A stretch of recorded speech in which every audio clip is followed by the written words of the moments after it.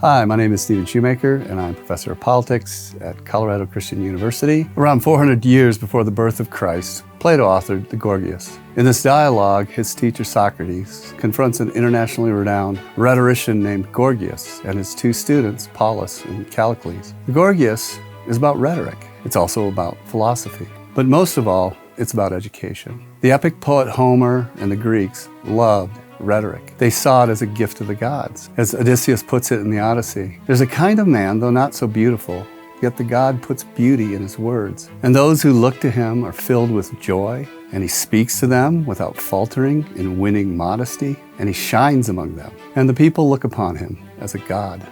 These ancient Greeks, so enamored of beauty in general, grew more and more intoxicated with beautiful speech. If the Athenian Empire offered the best things in life through its power and might, and the Athenian assembly held the key to that power, then persuading that assembly proved the surest path to all personal power, pleasure, and happiness. Through rhetoric, you could hold the great Athenian Empire in your very hands. In the dialogue, Socrates politely but firmly challenges Gorgias' claims. He asks, what exactly is the power of rhetoric?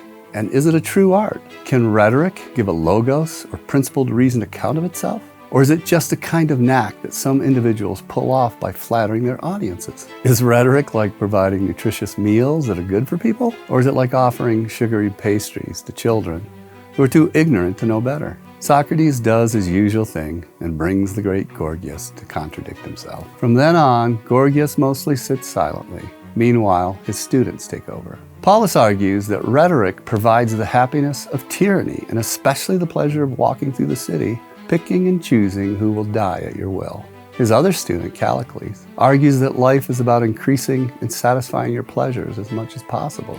We're left to wonder what Gorgias thinks of all this. Is he proud of his students? Socrates again does his philosophic jujitsu and tames Polus, while Callicles is brought to a frustrated silence.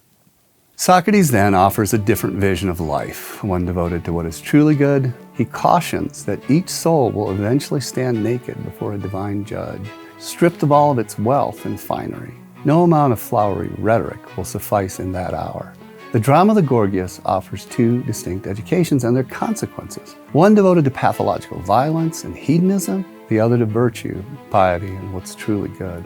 Plato is famous for founding his academy, the first institution of higher learning in the West. It's not an accident that the very first text studied by all his incoming students was the Gorgias. In placing this text at the beginning of his students' experience, Plato set the Western world on a path of pursuing a true education and a life worthy of serious consideration, even to this day.